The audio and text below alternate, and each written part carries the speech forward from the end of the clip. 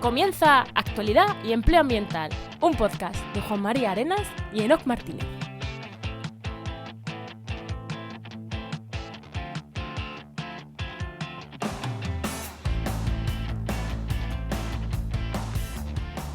Buenas, soy Juan María Arenas. Y aquí Enoc Martínez. Y este podcast cuenta con el patrocinio de Oikos MSP. Agencia de comunicación y marketing especializada en ciencia, tecnología y medio ambiente que puedes encontrar en www.oikosmsp.com. Hoy, en el programa 201 del martes 12 de diciembre de 2023, hablamos sobre anfibios de montaña, patógenos, bueno, un poquito en torno a los anfibios. Ya veremos por dónde nos lleva la conversación. Ya sabéis que hay veces que sabemos por dónde empezamos, por dónde acabamos. Eso también es una verdad, ¿no? Bueno, pero antes, ¿qué tal tu semana?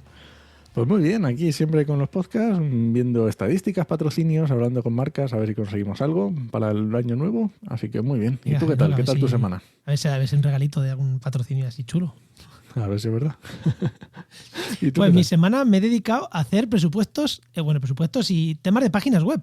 Que esto va por oleadas. O sea, igual nos tiramos un mes que no nos piden nada, que igual nos piden varias. Y justo esta semana voy a ir a una consultora ambiental que quiere cambiar la web y nos ha pedido una web de esta gente que me gusta, que te dicen, mira, el dinero no es un problema. Quiero una web centrada, bien. Hombre, también me dijo, a ver, sé que una web esta no me va a costar 30.000 euros. Dice, pero que no, o sea, no me ajustes el precio. Quiero una web, bien. Si tienes que meter un diseñador, lo metes, o sea, bien. Y dije, así da gusto, esos clientes dan gusto. Y luego un grupo de investigación que para un proyecto, que lo mismo, que necesitaban la web y las redes sociales, que les han dado un proyecto y quieren que externalizar la gestión de la web y las redes sociales durante 4 años. Si consiguen pasta para ello, digo, muy rico, niña, es lo que pillamos. Y luego un departamento que quiere hacer la web del departamento. Muy bien. Así como, joder, menuda semana me he tirado de variedad de web que me han pedido. Esperemos que... Bueno, la web gorda ya está confirmada. Y las otras dos espero que también se confirmen en breve. Muy bien, poco a poco. Así que nada, pues bien contento. Muy bien. Venga, ¿vamos con el invitado? Vamos allá.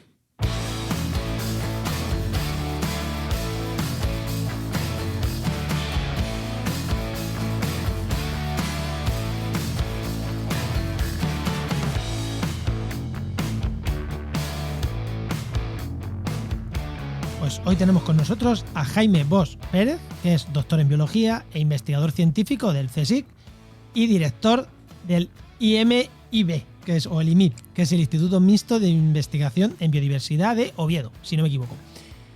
Y eso, sí, pone aquí, Universidad de Oviedo, Principado de Asturias y el CSIC, mixto entre las tres. Efectivamente.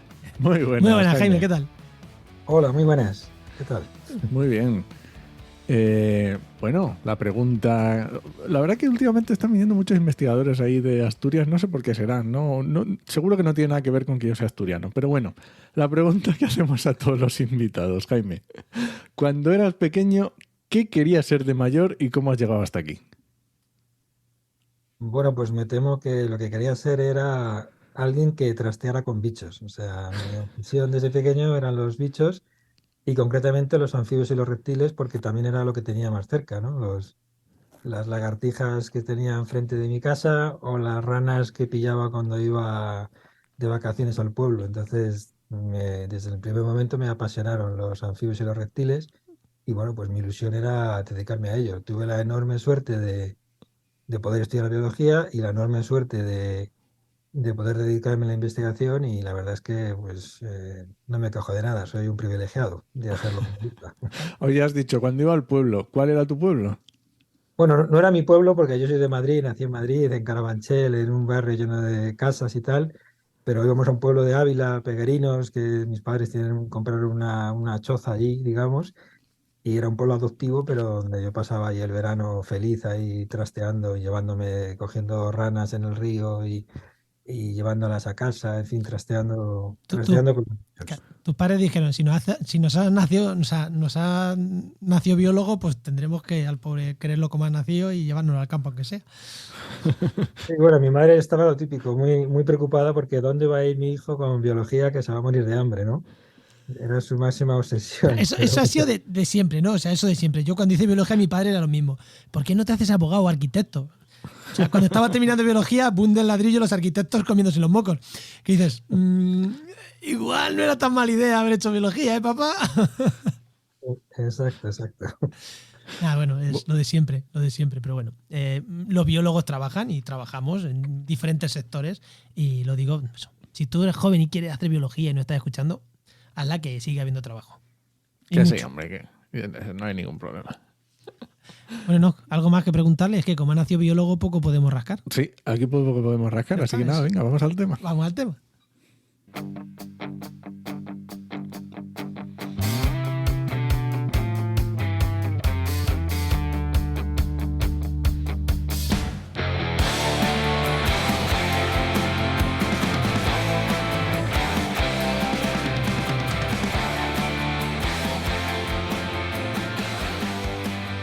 Jaime en su presentación ha dicho que ha trabajado con anfibios y reptiles porque desde pequeño ya le gustaba eso y era lo que tenía a mano. Y me ha llamado la atención, porque lo que tienes a mano normalmente son los pájaros, lo que ves.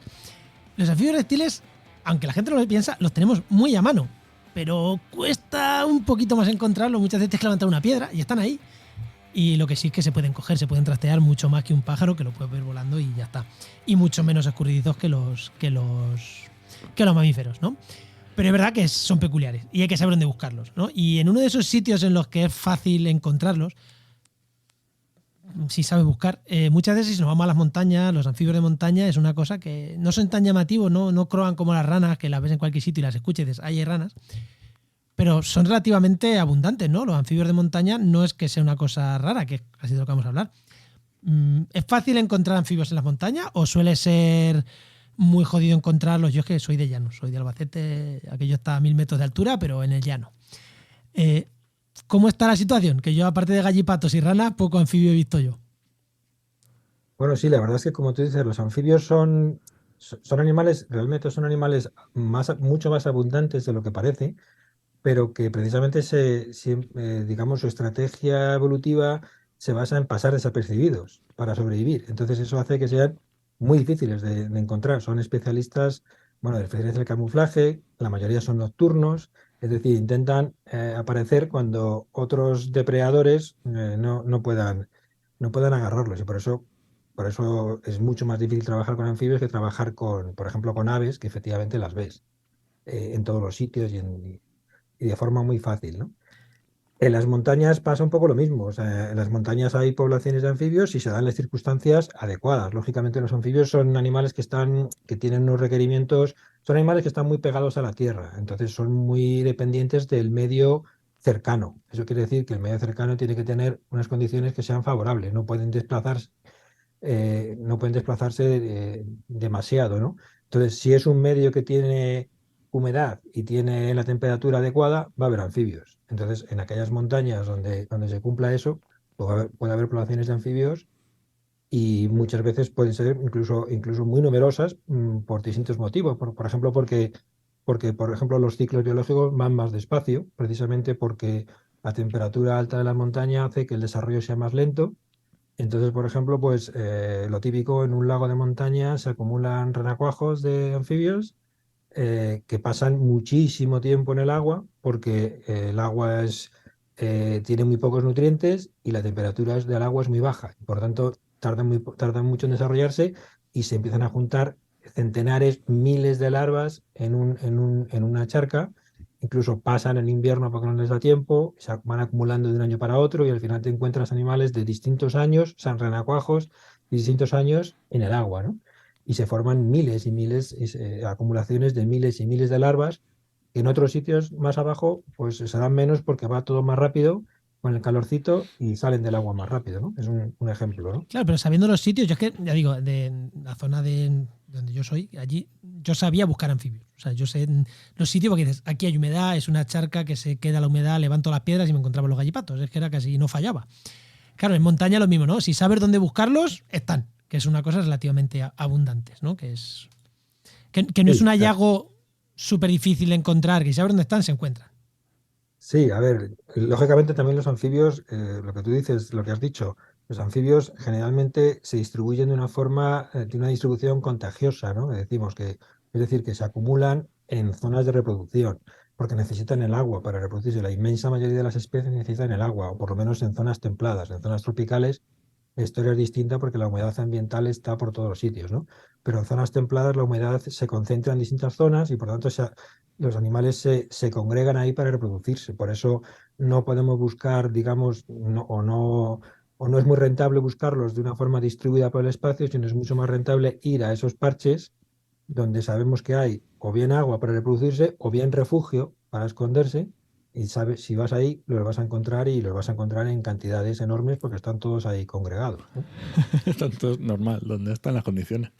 Vale, Jaime. Y ya hemos dicho cómo están en eso, pero ahora a la realidad de hoy en día en la península o en España, si contamos las islas, ¿es fácil encontrarlos? ¿Qué Una cosa situación es la tiene? teoría, pero la situación actual, Sí, bueno, yo diría que todavía digamos que sigue siendo fácil. Cada vez es más difícil. Cada año que Eso, pasa, la situación va a menos, a peor, ¿no? Como todo. sí, la verdad es que la situación va a peor como todo, como tú dices, y yo diría que va mucho más a peor que otros grupos. Bueno, eso ya lo sabemos, no solo es aquí, es en todo el mundo. Los anfibios son los vertebrados más amenazados. Ahora mismo ya en el último análisis de la IUCN ya estamos hablando de que ya la mitad de las especies, estamos hablando de 8.000 especies en el mundo, tienen problemas, ¿verdad? Tienen problemas serios. Entonces, eso cuando lo comparas con las aves o con otros grupos de animales, es un porcentaje digamos, mucho mayor en el caso de los anfibios de especies con peligro. Entonces, la verdad es que sí, cada vez es más difícil ser herpetólogo. Yo cada vez que hablo por ejemplo, con mis estudiantes y me cuentan, pues, ¿cómo fue ayer en el campo y tal? Y me dicen, no, pues estuvo muy bien porque vimos por ejemplo, dos gallipatos y tres marmoratos y claro, yo digo, entiendo que te hace ilusión, pero es triste, ¿no? O sea, es triste, esos números me parecen tristes, porque yo hace 20 años veía 10 veces más. O sea, que es impresionante cómo digamos, en el transcurso de una vida puedes ver cómo las poblaciones se reducen de una forma dramática. Mm. ¿Vale? Pero esto pasa con todos los anfibios o especialmente, porque claro, cuando hablamos de animales de montaña, pasa lo mismo cuando hablamos de animales de islas, porque al final no dejan de ser islas, la montaña muchas veces, desconectadas. Eh, por un lado y por otro puede ser bueno o malo. El aislamiento les puede venir bien o todo lo contrario. O como son especies aisladas en poblaciones pequeñas, estar más jodidas, entre comillas, que la rana peresi, que el gallipato, que son especies de amplia distribución. O les afecta más o menos por igual a todos los anfibios los problemas en general que tienen, o los que estos de montaña tienen más problemas aún. Bueno, los problemas son comunes a todos, o sea, y el principal problema sigue siendo, por desgracia, la degradación del Del hábitat. hábitat. Sigue siendo sin duda el principal problema, aunque ya también sabemos que probablemente el segundo problema puede ser el tema de las enfermedades emergentes que afectan a todos los anfibios de todo el mundo y luego ya hay problemas más, por ejemplo, pues problemas de depredación por humanos en Asia, que bueno, todavía sigue siendo un recurso que se come los anfibios y tal, pero a nivel general el hábitat sigue siendo el principal problema y ya digo, cada vez más, por desgracia, el tema de las enfermedades está cobrando más importancia. El problema es que los anfibios de montaña son, precisamente como también decías, son un poco más delicados.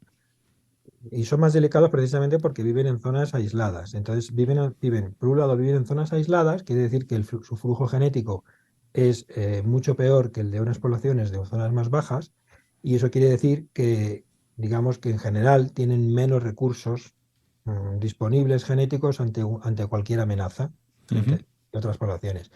Y también porque, por otro lado, están más especializados a vivir en un medio que, bueno, que no es un medio fácil, un medio de montaña nunca es fácil. Los animales de montaña están viviendo al límite, un poco al límite de sus posibilidades. Entonces es un medio duro, de temperaturas duras y de falta de comida o de no muy abundante. Entonces, todo eso hace que los de montaña sean un poco todavía más sensibles que los de zonas bajas. Y a eso le juntas, como no puede ser de otra manera, el enorme problema del cambio climático, pues también es otro factor más, porque sabemos que el cambio climático es incluso más evidente en montaña que en zonas Claro. bajas. Es decir, se junta todo. Vale.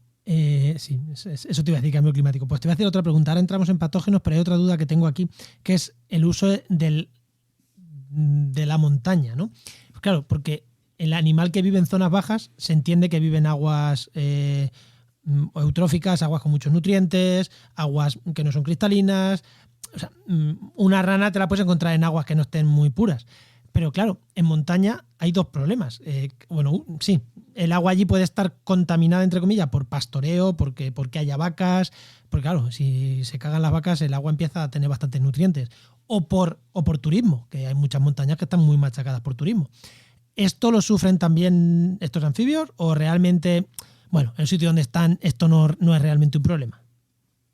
No, sí, sí es un problema. Es un problema porque hace años, bueno, hace unas o décadas, por ejemplo en España, pues sí que podíamos decir que que las montañas eran, digamos, santuarios que quedaban ahí donde la presión del ser humano era mucho menos intensa que en zonas bajas.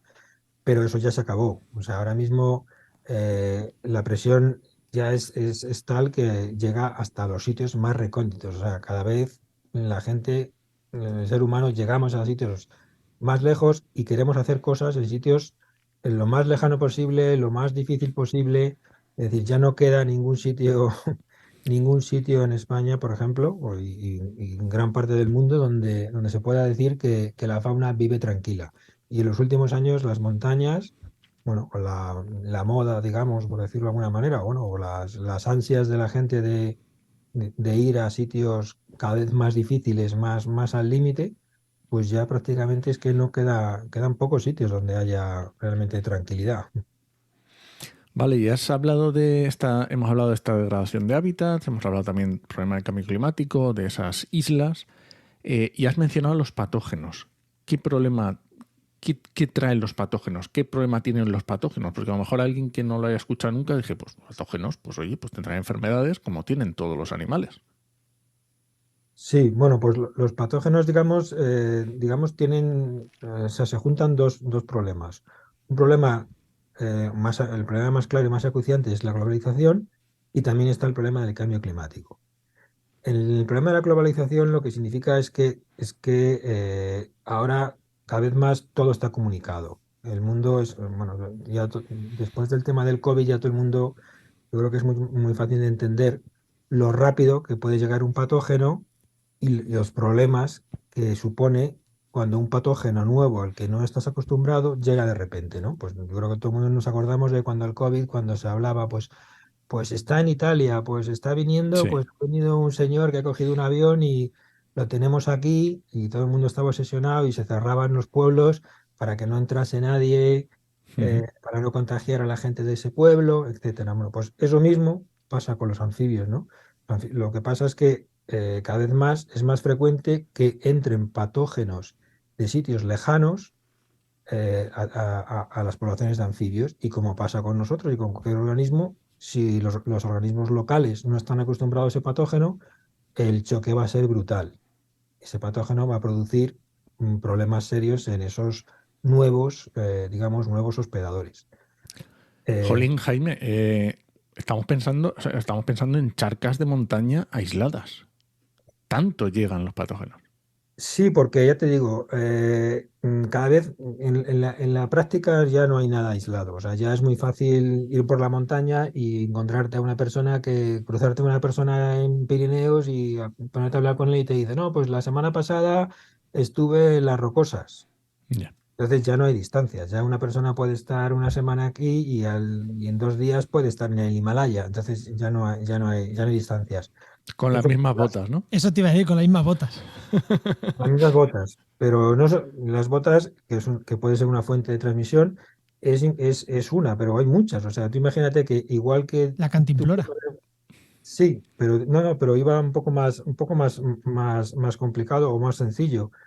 Ahora mismo tú puedes ir a una tienda donde venden mascotas de anfibios y puedes comprar un tritón proveniente de Asia, un Ya. animal que viene de Asia con muy escasos controles veterinarios y aparece en una tienda de cualquier ciudad en la que tú puedes comprar ese animal, cualquier persona puede comprar ese animal, puede llevárselo a casa, puede liberarlo en cualquier sitio si no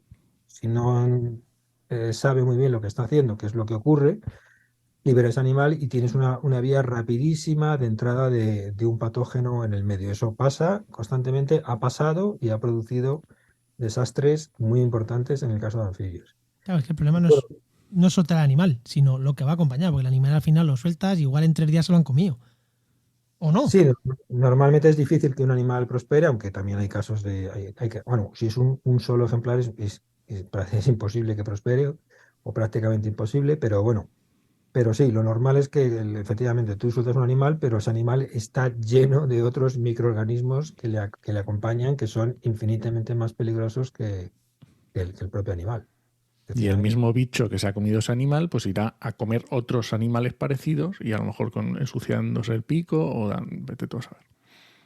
Sí, una vez que ese animal entra en contacto con el medio, pues ya se ha liado de una forma. Ya digo, al final es muy complejo porque ni siquiera hace falta soltar el animal, o sea, puedes tener al animal en casa, puedes eh, coger, como decíamos antes, ¿no? ¿Quién de pequeño de nuestra generación no ha jugado con renacuajos o con lagartijas en el campo? Bueno, pues eso que hace unos años era muy inocuo, pues ahora mismo eso se convierte en una actividad de riesgo si los renacuajos que coges en la fuente de tu pueblo los pones en contacto con ese tritón que has comprado en la tienda que viene de Asia y luego los animales de tu pueblo los vuelves a dejar en la fuente de tu pueblo, pues ya tienes el lío montado. O sea que digamos que la globalización complica enormemente todo el proceso. Vale, vale. Y aquí estamos hablando de un problema realmente a futuro, es decir, un problema que se espera que sea gordo, o ya estamos teniendo problemas con esto de los patógenos, ya, que lo estamos teniendo ya problemas de pérdida de poblaciones y demás. Efectivamente, no, es un problema ya actual, pero que cada vez va a ser más complicado. O sea, es un problema que se puede incrementar, que puede crecer exponencialmente el problema. O sea, el problema lo tenemos ya sabemos que, por ejemplo, en España y en todo el mundo tenemos un hongo que proviene de Asia, un hongo patógeno que llamamos, bueno, que es del grupo de los quitridios. Y ese hongo ya sabemos que se puso a dar vueltas por el mundo hace más de un siglo. Por eso digo que parece una cosa muy reciente, pero ya ahora precisamente hicimos estudios genéticos secuenciando el genoma de ese hongo de distintas cepas repartidas por todo el mundo y nos dimos cuenta que efectivamente es un patógeno de Asia que está repartido por todo el mundo, pero lo más sorprendente es que vimos que hacía más de un siglo que había salido de Asia. Tías. Y por tanto, lo que pasa es que hasta los años 80 más o menos, la comunidad científica no nos dimos cuenta de qué es lo que estaba pasando. O sea, realmente fue en el primer Congreso Mundial de Herpetología cuando la gente empezó a juntarse y decir, oye, ¿a ti no te parece que los anfibios cada vez hay menos y tal? Y empezaron a acumular datos y nos dimos cuenta en los 80, pero esto empezó hace mucho más tiempo, hace mucho más tiempo. Por eso que es un problema ya histórico. También lo que os decía es que luego tenemos el segundo factor, que es el cambio climático, que lo único que hace es acentuar el problema. Porque el cambio climático, bueno, es increíblemente complejo, no es tan sencillo como, sube la temperatura. No, no es solamente eso. Al final el cambio climático lo que significa es que se alteran las condiciones que llevan establecidas durante muchos años en muchos medios, con lo cual los animales no pueden enfrentarse a esos cambios. Y todos esos cambios, en general, siempre favorece a los patógenos por encima de los hospedadores. O sea, al final los patógenos tienen digamos, mucho más recursos para adaptarse a ese pequeño cambio que el hospedador. Y el hospedador siempre sale perdiendo. Entonces, cuando sube la temperatura, o a veces en otras zonas baja la temperatura, pero no es tan sencillo como que solo sube. Pero lo que hace básicamente es que rompe el equilibrio, incluso con patógenos autóctonos que ya existían ahí y que no eran un problema, pero con ese cambio climático se convierten en un problema. Y eso es lo que ha pasado con el segundo grupo de patógenos que afectan a los anfibios, que son los virus del género Ranavirus, que ya sabemos que en general, o hay algunos que son autóctonos, que llevaban aquí muchos años, pero ahora con el cambio climático están dando problemas que hace unas décadas no estaban dando No da problemas. más. Hemos visto el quitridio, hemos visto el ranavirus, ¿alguno más? Bueno, básicamente son esos dos grupos. En el caso del quitridio tenemos digamos, es un género, el género Batrachochitrium, que tiene dos especies. Una especie que es Batrachochitrium dendrobatidis, que es la que ya está extendida por todo el mundo, la que ha causado, calculamos que ha extinguido a unas 200 especies de anfibios en las Ostras. últimas décadas. En las últimas 3, 4 décadas podría haber extinguido como 200 especies. Pero no hablamos de extinciones locales, sino de extinciones de No, no, especies completas. de extinciones de especies, sí, sí, de extinciones de especies completas, sí. Ese Jo, sería Patriochitum dendrobatidis, pero es que hace unos pocos años se describió otra especie del mismo género, Batrachochitrus salamandriborans, bueno, que su nombre además es muy gráfico porque salamandriborans significa el que se come a las salamandras.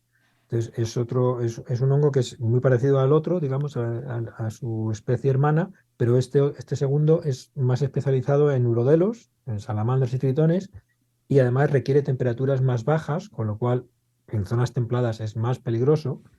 Y este segundo hongo, pues ya ha extinguido el 99% de las poblaciones de salamandra común de Centro Europa. En España lo tenemos introducido ya en un lugar de Barcelona, precisamente por la típica introducción de una suelta, ¿no? de una suelta absurda e incontrolada de un fanático que se dedicaba a soltar tritones, una especie de tritón, digamos, procedente de cautividad, comprado de comercio, y ya, pues, no, pues ya tenemos el problema ahí. De momento está muy controlado, pero sí. Seguro que este era vegano por el medio ambiente. Bueno, es que claro, te encuentras a todo tipo de personas y con sus mentalidades, ¿no? Pero bueno, Sí, pero es que eh, son atentados contra la biodiversidad. Por mucho que se piense en los más guays del mundo, son atentados contra la biodiversidad. O sea, sí, no, es que son me situaciones. gustaría decir a las cosas por su nombre. O sea, ese tío ha hecho un atentado contra la biodiversidad, igual que otro que lo vemos muy negativo. Pero ese tío es, o sea, posiblemente mucho más que el cazador al que está criticando. Y no defiendo a los cazadores, ni mucho menos. Pero Sí, ha metido un problema gordo. es difícil, claro, la gente, por ejemplo, que va y la típica familia, entre comillas, que va a soltar su galápago de Florida a una charca porque le da pena, porque el pobre galápago que compró de pequeñito ha crecido y ya no Ha cabe en su crecido. hogar y lo va a soltar con toda su buena intención, entre comillas, para que viva a gusto y que viva feliz en un lago, en realidad puede estar causando un atentado ecológico brutal. O Ujú. sea, puede estar ocasionando un problema de unas repercusiones inmensas. Esa es la realidad. Oye, Jaime, y entendemos que estas son enfermedades o patógenos, bueno, que los matan y tendrán sus, pues eso, se expandirán pues de la forma que lo hagan, por contacto o por como sea, pero ¿cómo podemos hacer algo contra estos patógenos? ¿Cómo se está trabajando contra ellos, si es que se puede hacer algo? Pues claro, como te puedes imaginar, el problema es increíblemente complejo. O sea, es infinitamente más difícil luchar contra un organismo microscópico así que contra una especie invasora en la que puedes poner una trampa y capturarla, ¿no? El problema es muchísimo más complejo. Entonces, bueno, lo que está claro es que, como cualquier enfermedad infecciosa, la primera forma de lucha es evitar la transmisión. O sea, lo primero que hay que cortar es la transmisión. ¿Y cómo se transmiten? Bueno, pues se transmite por lo que hablábamos, por ejemplo, mediante animales infectados. Entonces, hay que regularizar, no prohibir el comercio de anfibios, porque el comercio de anfibios eh, es necesario y en algunos casos útil y siempre va a estar ahí, ¿no? Pero sí que hay que cuidarlo mucho. O sea, es decir, hay que poner las medidas. Tenemos leyes que se supone que deberían servir para ello. O sea, tenemos leyes que se supone que tenemos un catálogo de especies invasoras. Por ejemplo, el hongo quidridio que estamos hablando está en ese catálogo de las especies invasoras, pero luego la legislación no se cumple. Luego los animales llegan y la administración no hace su trabajo y no establece los controles Necesarios. que la propia ley dice que debemos hacer, ¿no? Entonces, eso es una. Entonces, por un lado, la administración debe poner más, debe endurecer y debe poner más, o mejor dicho, no poner más controles, sino cumplir la ley directamente, hacer que se cumpla la ley. Y luego ya a nivel personal, pues todos también tenemos que ser conscientes, todos los que nos gusta el medio ambiente, tenemos que ser conscientes que podemos ser vectores de transmisión de esos patógenos, que no podemos mover animales de sitio, que no se puede coger un animal de un sitio y llevarlo a otro sitio, que no podemos coger ni un animal, ni plantas, ni agua de un lugar y llevarlo a otro porque es muy fácil que estemos llevando patógenos con ellos, ¿no? Entonces, digamos que esa sería la primera forma de combatir, evitar la transmisión. Luego ya, métodos más, digamos, otros métodos, bueno, pues llevamos 20 años trabajando en esto, o sea que es difícil resumirlo en 2 minutos, ¿no? Pero alguno habrá que haya funcionado mejor, otros peor, yo qué sé, alguno más. Mira que No, te hemos dicho que teníamos tiempo para que te explicaras tranquilo, pero claro, resumir 20 años en media horita tampoco es fácil. sí, la verdad que esto empezó hace 20 años, cuando esto empezó en el año 97, en el año 97 cuando yo hice mi tesis doctoral en el macizo de Peñalara, en la Sierra de Guadarrama, y yo hice mi tesis doctoral allí, yo trabajaba, yo empecé estudiando comportamiento de anfibios, como los sapos parteros, además se reproducen, ¿no? Cómo cantan los machos, cómo responden, cómo seleccionan las hembras al macho, en fin, temas de comportamiento animal y elegí esa población porque la especie era muy abundante y bueno, pues me pillaba cerca de Madrid y de repente los bichos empezaron a morirse, no sabíamos qué demonios estaba pasando y un año después de que el primer animal apareciera muerto, se describió para la ciencia este hongo que mata a los anfibios, el hongo khitridio. Hostias. Por eso digo, eso fue en el año 1998 y desde entonces no hemos parado de investigar cómo poder mantener a raya a este organismo, ¿no? Entonces, bueno, hay centenares ya de personas, de investigadores trabajando en todo el mundo buscando una solución, pero la cruda realidad es que no tenemos todavía ningún método eficaz para controlar el problema. ¿Y Sabemos caen, cómo. y cuando el bicho llega a un animal, caen todos? ¿O solo caen los más estresados? O en plan, si entra una población, la diezma en plan a lo bestia. No, no, claro, como todo, como cualquier enfermedad que te puedas imaginar, pues evidentemente depende de la respuesta inmune del hospedador, ¿no? Entonces, al final el sistema es muy complejo. O sea, hay especies que son mucho más susceptibles que otras, hay especies que son totalmente resistentes, hay especies que pueden infectarse y pueden convivir con este patógeno de una forma más o menos normal. Tiene un coste esas especies, pero pueden sobrevivir y no van a morir. Y hay otras especies que en cuanto se infectan, a los pocos días mueren todos los animales. Entonces hay una enorme variación y es muy complejo. Hay factores de la biología de los animales, digamos, el hábitat que ocupan, las temperaturas, por ejemplo, donde se desarrollan esos animales. Depende de la flora bacteriana asociada a los anfibios que tienen sobre su piel, que es una de las barreras que les protegen a los anfibios frente a los patógenos. Depende de las defensas naturales en forma de péptidos, de proteínas que segregan las ranas para defenderse de patógenos. Entonces, depende de la especie. O sea, es realmente complejo, ¿no? Hay una variación tremenda. Pero, pero vamos, la cruda realidad es que, por ejemplo, en España, todas las especies de anfibios están infectadas con el patógeno, todas, y hay un grupo bastante importante de especies para lo cual que son especialmente sensibles. De hecho, las especies más sensibles al patógeno en toda Europa son el grupo de los sapos parteros que decíamos, el género Alites, de la familia Alitidae. En España tenemos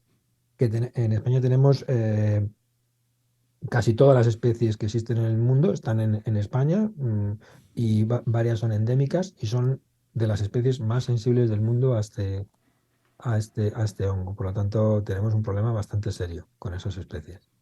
Y dices que no hay nada, no hay solución. Todavía no habéis encontrado una solución medio aceptable. Pues ya te digo, hemos probado de todo, de todo lo que te puedas imaginar. Hemos utilizado, por ejemplo, bacterias para matar a los hongos. O sea, hemos cultivado bacterias que de forma natural segregan unas sustancias que matan a ese hongo y hemos intentado poner esas bacterias a las ranas para defenderlas de los hongos, ¿no? Por ejemplo, mil cosas. Lo único realmente que ha funcionado medianamente bien y bueno, no exento de polémica, por ejemplo, es la actuación que hicimos en Mallorca cuando estaba en peligro la supervivencia del sapo partero balear. No sé si os suena el ferreret, pero el ferreret es un Alites muletensis, es una especie endémica, ahora De mismo Baleares. de Baleares y que solamente ahora mismo se encuentra presente en Mallorca. Es una especie que estamos hablando que tiene como unas 25 poblaciones, ya está, esa es su distribución mundial, y más o menos unos 30.000 renacuajos que todos los años la Consellería de Baleares pues hace el censo y cuenta uno por uno los renacuajos que quedan en el campo, ¿no? O sea que estamos hablando de 25 poblaciones y 30.000 renacuajos. Eso se traduce a un número que son varias órdenes de magnitud menores de adultos, ¿no? Bueno, pues ese animal estuvo muy en peligro porque, por desgracia, el hongo llegó allí y estuvo a punto bueno, estuvo con el riesgo de poder acabar con todos. Empezaron a morirse algunos animales, poblaciones a punto de desaparecer, y la verdad es que el gobierno de Mallorca reaccionó muy bien y montamos un operativo bastante serio en el que con helicópteros extraímos todos los animales de las zonas infectadas, vaciando las pozas de los torrentes, porque encima además viven en torrentes aislados que hay que entrar con cuerdas, rapelando, y en fin, no es centro de complicaciones. Y en esas zonas sacamos los animales infectados, los llevamos al laboratorio, los tratamos con un fungicida, eso sí sabemos hacer, sabemos curar a los animales en el laboratorio, y después tuvimos que vaciar las pozas de esos torrentes y aplicar un desinfectante para matar el hongo.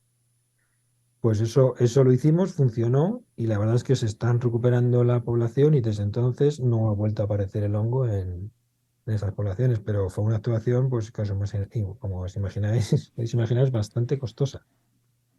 Y claro, aplicando un producto en el propio ecosistema, no ya en los propios bichos, sino también en el ecosistema.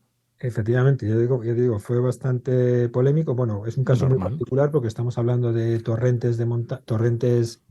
Estamos hablando de torrentes muy pequeños con unas pozas que en verano baja mucho el nivel del agua y el agua queda reducido a unas pequeñas pozas, ¿no? Entonces estamos hablando de Ya. que vamos en esas pozas a un nivel muy, muy local, ¿no?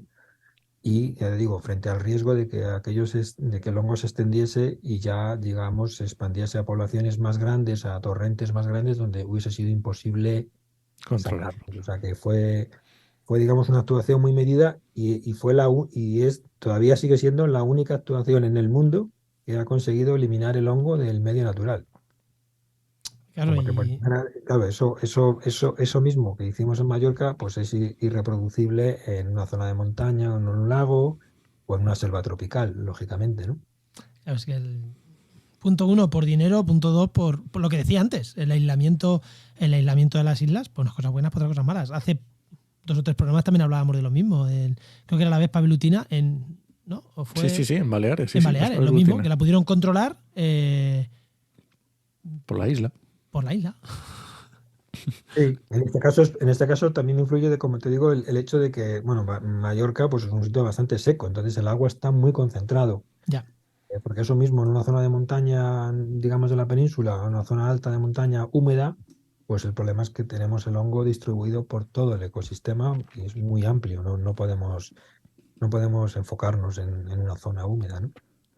Vale, Jaime, y para ir terminando, entonces, ¿qué perspectivas tenemos en la península o en España y en el resto del mundo? ¿Cómo está la cosa? ¿Hay algo de esperanza? ¿Tenemos que ir a medidas desesperadas? ¿Cómo está la cosa? Tenemos que quedarnos sin anfibios. Pues la verdad es que es difícil ser optimista, ¿eh? Porque la situación es así. O sea, cada día estamos analizando datos y viendo cómo todas las poblaciones van en declive. Es que no hay nada que vaya mejor. Entonces, no nos vamos a quedar sin anfibios porque hay especies que son mucho más resistentes y enseguida una especie desaparece y otra ocupa su lugar, ¿no? Entonces, no es que no vamos a ver ningún anfibio, pero me temo que vamos a perder muchas poblaciones en zonas de riesgo, que son las zonas de montaña precisamente, en el caso de clima templado, y algunas especies muy, muy, muy particulares, pues eso, especies endémicas con distribuciones pequeñas, digamos, las joyas que tenemos en España, de especies de anfibios que están pues seriamente amenazadas. Y esa es la dura realidad.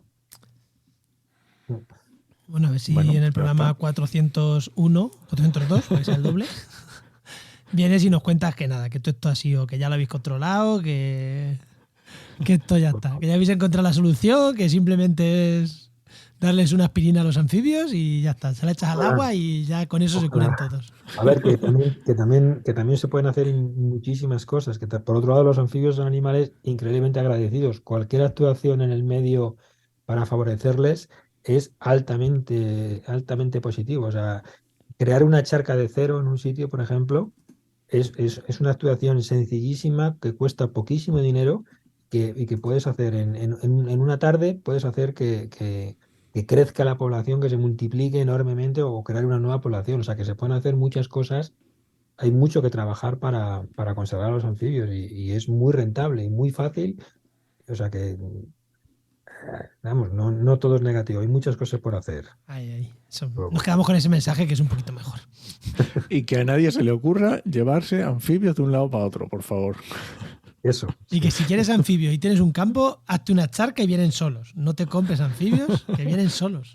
Efectivamente, y no hay que mover nada. Tú haces la charca y ya verás como, si no es ese año, al año siguiente empiezan a colonizar y es alucinante ver cómo llegan, porque en realidad los anfibios son animales fuertes, ¿eh? O sea, es impresionante cómo los animales se desplazan muchos kilómetros, cómo colonizan, o sea, tienen unas potencialidades también impresionantes.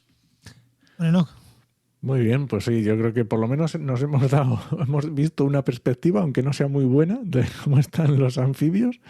Y nada, muchas gracias, Jaime. Momento spam, cuéntanos un poco, no sé, lo que quieras, algo que estáis haciendo en el instituto o alguna labor interesante, no sé, lo que te apetezca. Vuestras redes sociales, Bueno, lo que queráis. pues mira, Momento Spam, aprovechando, tenemos un proyecto de ciencia ciudadana que se llama sosanfibios.org. Esa es la página web, es fácil, sosanfibios.org.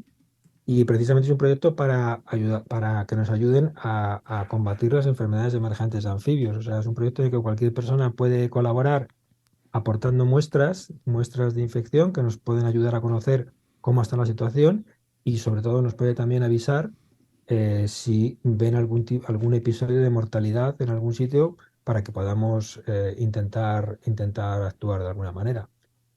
Pues oye, genial. sosanfibios.org. En la Genial. nota del programa lo dejamos, pero seguro que es más fácil que nos escuches, te vayas y lo busques ahora mismo en el buscador. Que luego no te vas a acordar de volver a las notas.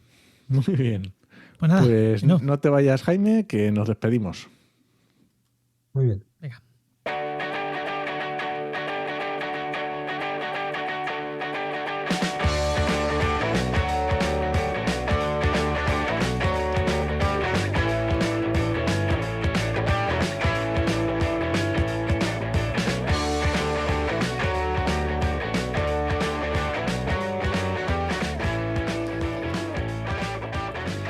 Bueno, Jaime, ahora vienen las recomendaciones. Entonces, yo voy a recomendar un podcast, Juan no sé lo que va a recomendar, y tú vete pensando qué quieres recomendar a los oyentes. Puedes recomendar un libro, un programa de radio, una película, un sitio para visitar, lo que quieras, ¿vale? Te dejamos tiempo y mientras nosotros vamos haciendo la recomendación. Y lo ¿vale? primero que te venga a la cabeza, que por eso no avisamos.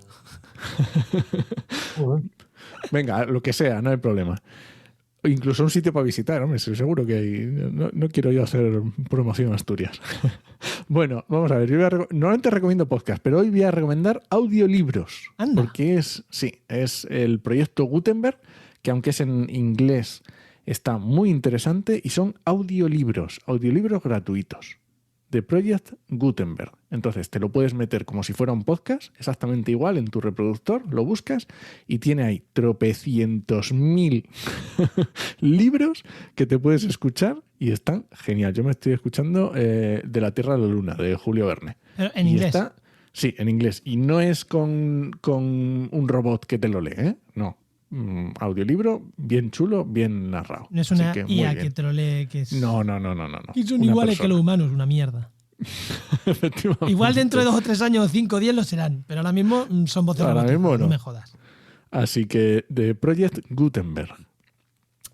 Venga, pues yo voy a recomendar, ya sabéis que como yo siempre últimamente llevo recomendando temas de marketing, así que voy a recomendar esta semana un podcast, pero que también lo puedes ver en YouTube, que se llama Campamento Web, que es, aunque diga web, realmente va de SEO de posicionamiento en buscadores, en Google y tal. Y es muy interesante si tú tienes, porque es sencillito, y si tienes un blog y quieres saber cómo posicionarlo y demás, está muy bien.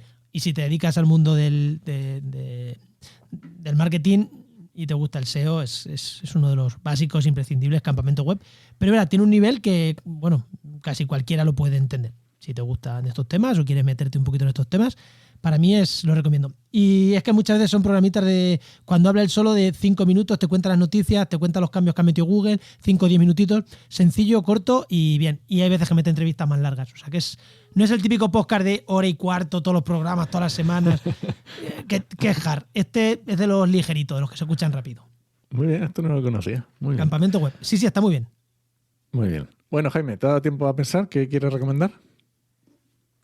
Sí, bueno, pues me temo que no sería muy original, pero me gustaría recomendar mm, la obra de Gerald Darrell, porque resulta que cada vez me resulta muy curioso como las nuevas generaciones, mis estudiantes, alguna vez hablando, no saben quién era Gerald Darrell. Entonces me parece que no se puede ser biólogo en esta vida sin haber leído los libros de Gerald Darrell, porque son increíblemente divertidos. Y ya te digo, me llama la atención que la gente joven ni sabe quién es. Bueno, pues ahí está, lo dejamos en Ahí las notas. lo he dejado. No, creo que no nos lo haya dicho nadie nunca, ¿no? No, yo creo que no nos lo había dicho nunca. Además, llevamos poco tiempo pidiéndole a los invitados que nos recomienden. Eso sí que es verdad. Llevamos a lo mejor 10 o 20 programas nada más. Es verdad que es Gerald Darrell. Así que del principio, vamos, murió en el 95. Así que tampoco es tan antiguo. Bueno, y ahora sí Muy que bien. vamos. Jaime, Pues ahora ya sí. Muchas gracias, Jaime. Muchísimas gracias por este ratito que nos has regalado y nos has traído aquí los anfibios al podcast. Que mira qué difícil hablar de bichos a través de un podcast, pero creo que ha estado bien. Creo que lo hemos conseguido. Está muy bien. Muchas gracias, Jaime. Bueno, muchas gracias a vosotros por el interés. Venga, hasta otra. Hasta luego. Bueno, Y nada, este podcast pertenece a la red de podcast Podcastidae, la red de podcast de ciencia, medio ambiente y naturaleza. Y muchísimas gracias por compartir el programa, muchísimas gracias por los comentarios que nos dejáis en el canal de Telegram. Os recordamos que tenemos un canal de Telegram de Actualidad Ambiental. Oye, y hay veces que entra gente y nos critica. Muchísimas gracias también por ello. Si entras y criticas de manera educada porque hemos metido la pata o porque tiene otra visión, nosotros encantados de que entres ahí a responder. Y yo, si me critican a mí, que suelo entrar menos al programa, ya me dicen, no, Juan, te están llamando. Se están tocando a la puerta. Y oye, que lo agradecemos muchísimo que entréis ahí a comentar con nosotros. Y nada, te esperamos en el siguiente programa de Actualidad y Empleo Ambiental. Nos escuchamos. Adiós.